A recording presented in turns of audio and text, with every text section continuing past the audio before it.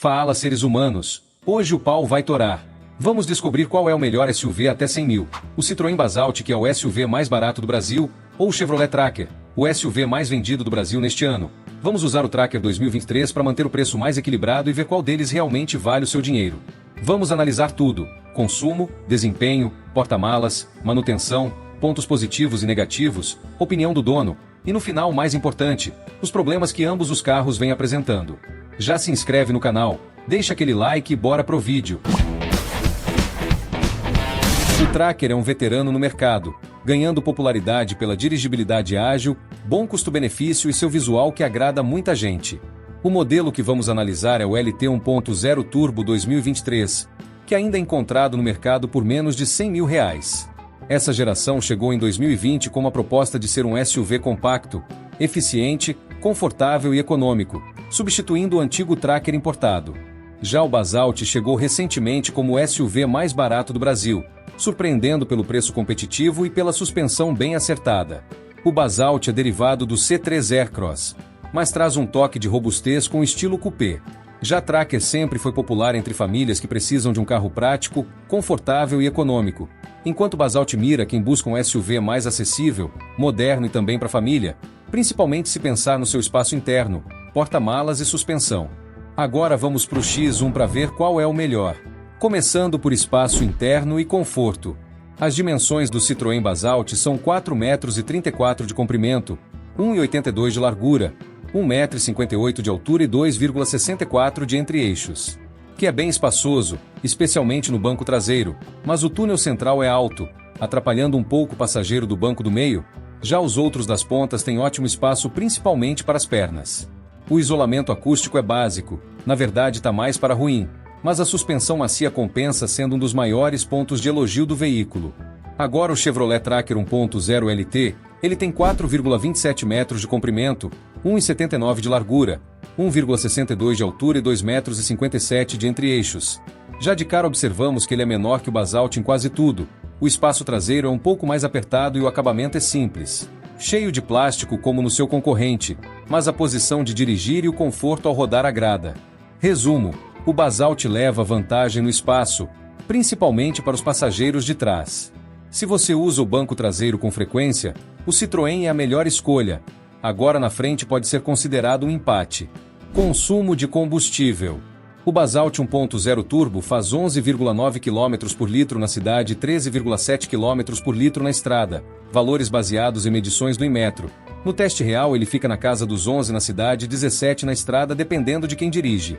O Tracker 1.0 Turbo faz 11,2 km por litro na cidade e 13,6 km por litro na estrada. O motor 1.0 Turbo da GM também é bem eficiente, mas o carro é ligeiramente mais pesado que o Basalt. Suas médias reais ficam coisa de 10 na cidade e 16 na estrada.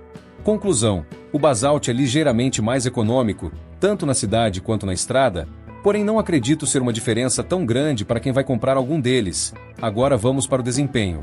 O Basalt tem 130 cavalos e 20,4 kg de torque, fazendo que o 0 a 100 fique em 9,6 segundos no teste do Inmetro. O motor 1.0 Turbo responde bem nas retomadas e mantém um bom ritmo na estrada. Já o Tracker é um pouco mais fraco, ele vem com 116 cavalos e 16,8 kg de torque, e seu 0 a 100 fica na casa dos 10,9 segundos, também de acordo com o Inmetro. O Tracker não é lento, ele é mais rápido do que Nissan Kicks e a Renault Duster, por exemplo, mas a diferença no torque é perceptível principalmente nas ultrapassagens. No entanto, caso você queira uma Tracker e o desempenho seja muito importante para você, vai ter que pagar um pouco mais e ir para com motor 1.2, que aí sim briga de frente com o Basalt fazendo um 0 a 100 em 9,4 segundos. Na verdade, esse era para ser o motor ideal para todas as versões. Conclusão: o Basalt é mais forte e acelera bem, especialmente quando precisa ganhar velocidade de forma rápida. Não é uma diferença muito grande, mas para quem tem costume de viajar pode ser algo relevante. Porta-malas. Esse é um grande trunfo do Basalt, que tem 490 litros, sendo um dos maiores da categoria, perdendo apenas para seu primo Fiat Fastback. Isso é um dos motivos que o carro é uma ótima escolha para famílias que viajam com muita bagagem. Agora vamos de Tracker. Ele tem 393 litros, que não é tão ruim, é considerado ok. Conclusão: o Basalt tem uma diferença significativa de capacidade, perfeito para quem precisa levar carrinho de bebê, malas ou compras grandes. Beleza e estilo. Começando de Citroën, o design moderno com visual robusto e traseira coupé é algo raro no segmento de SUVs compactos. Ele remete à esportividade com esse caimento e tem uma frente bem robusta. Já o Tracker tem estilo mais tradicional, com uma frente que remete à elegância e tem um design ainda atual e ficará mais bonito ainda no meio do ano, que vai ganhar uma nova geração com mais equipamentos e ajustes mecânicos, uma frente nova e um interior bem parecido com o da nova Spin, mas ainda não deve vir com sistema híbrido e a motorização vai ser a mesma. Conclusão, essa aqui é complicada, eu realmente não sei quem é mais bonito ou que chama mais atenção. Deixa aí nos comentários quem você acha que ganha no visual, Tracker ou Basalt. Agora vamos de pontos positivos. Começando pelo Basalt, o primeiro é o preço competitivo, esse deve ser seu maior ponto. Em seguida, a suspensão super confortável, que a maioria das pessoas se surpreende ao dirigir, e também seu espaço interno e porta-malas bem amplos, continuando o desempenho melhor e o consumo também levemente melhor, e claro ser 0 km, que também é um ponto positivo. Agora o Tracker. O primeiro que ele tem uma ótima dirigibilidade e estabilidade. Muita gente que passa do Onix para o Tracker fala que a diferença é grande, segundo a multimídia que é melhor do que a do Basalt. E também é mais seguro. Recebeu 5 estrelas no teste de colisão enquanto o Basalt recebeu 4. E tem um isolamento acústico um pouco melhor do que o Basalt, porém quando pisa forte você ouve bem o barulho do motor. Agora chega na parte crítica, os pontos negativos e opinião do dono. Os donos do Basalt reclamam da qualidade dos materiais simples, mas pelo preço já era esperado, e na minha opinião o apoio de braço deveria ser no console central, igual o Basalt fabricado na Índia, não individual apenas para o motorista, mas acredito que em breve chega, como mais 2 versões que está chegando ainda este ano, que será o Basalt 1.0 Live, que deve chegar com preço promocional de menos de 90 mil, e outra intermediária, com motor 1.3 Firefly aspirado, essa com câmbio CVT. Estou fazendo um vídeo sobre essas 2 versões, já se inscreve para acompanhar. E agora vamos para os problemas mais relatados em grupos e fóruns do Basalt, um dos principais como citei no comparativo do Basalt contra o Kicks, vídeo que você pode conferir depois desse. É a ventoinha do radiador que alguns donos reclamam de barulho mais alto do que o normal, porém não são todas as pessoas que têm essa reclamação. Outra queixa comum é o fraco isolamento acústico, outros relatam problema no botão do ar-condicionado, mas é coisa simples que você resolve em minutos na concessionária.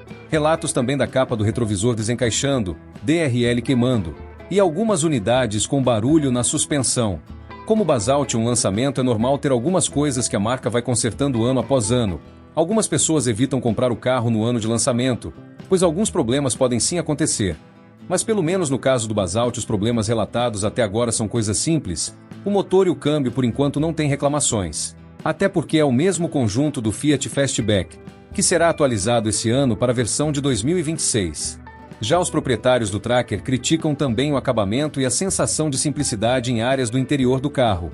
Agora alerta de problemas que os donos relatam ter, começando com problemas do marcador digital de combustível, e também problemas com servo-freio, que se você tiver esse problema vai gastar entre R$ 1.400 a R$ 2.000 se trocar na concessionária. E algumas pessoas relatam trepidação excessiva ou barulhos ao pisar no freio, vindo das lonas do freio traseiro que é a tambor. Na maioria das vezes se resolve com lixamento ou aplicação de graxa, mas não é nada grave, esses são os mais recorrentes. Uma coisa que é bom frisar é que muita gente entra no fóruns de Onix ou Tracker perguntando se o motor 3 cilindros dá muito problema, ou se é real que o motor com correia banhada a óleo é bomba. Mas a verdade é que a maioria das pessoas que tiveram esse problema não sabia que o óleo recomendado precisa ter componente anticorrosão, pois se usar o óleo normal 5W30 vai sim perder o motor, mas por falta de conhecimento. Então só para deixar claro, se tiver um carro com esse motor, use o que tem escrito Dexus 1 Gen 3, que é o que está no manual do seu veículo. O mais correto é consultar sempre, e se não for fazer na concessionária não confiar em qualquer mecânico ou troca de óleo por aí. Agora uma coisa muito importante que tem de ser falado, é que não existe carro perfeito, em relação ao que nunca vai ter problemas, porque mesmo o carro mais confiável do mundo, pode ter algum lote ou algumas unidades que no processo de produção ou montagem teve algum erro ou alguma falha. É lógico que existem carros mais resistentes do que os outros, porém o mais importante é se tem um câmbio e um motor confiável, já que normalmente são os mais caros para resolver. Caso você não vá comprar o carro agora e possa esperar até o meio do ano, está chegando uma leva muito grande de novos SUVs no Brasil, e alguns vieram para pegar a liderança de mercado como o novo Toyota Yaris Cross, o novo Nissan Kicks Turbo e também a nova Duster. Caso tenha interesse em algum desses, dá uma olhada no canal que temos vídeo de todos, inclusive comparativos. E aí, curtiu o vídeo? Então dá-lhe dedada no like, Se não curtiu, deixa o like também só para ajudar. Não esquece de se inscrever e ativar o sininho para não perder os próximos vídeos. E se quiser apoiar o canal, se junte ao clube de membros. Muito obrigado por assistir e partiu!